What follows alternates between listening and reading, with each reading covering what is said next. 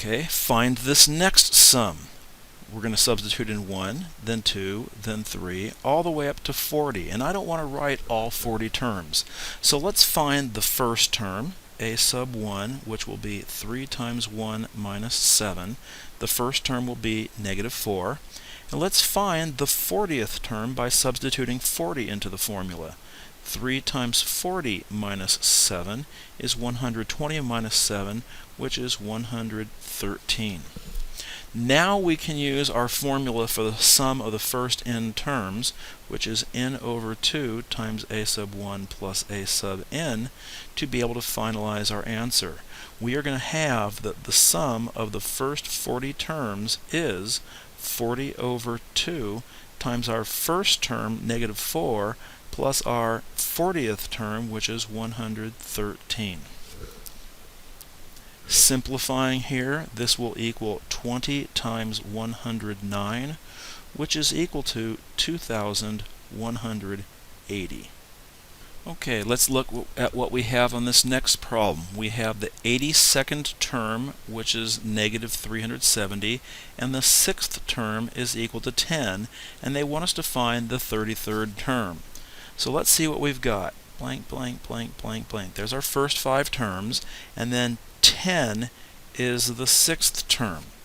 Blankety, blankety, blankety, blank, all the way out here until we get negative 370, which is the 82nd term.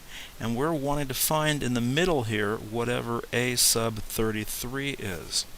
Well, clearly we're going to want to change some subscripts on this problem.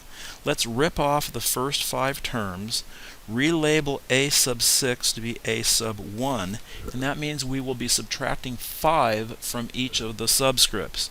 Subtracting 5 from 33, we find out that this is a sub 28, and subtracting 5 from the 82, we find that this is the 77th term.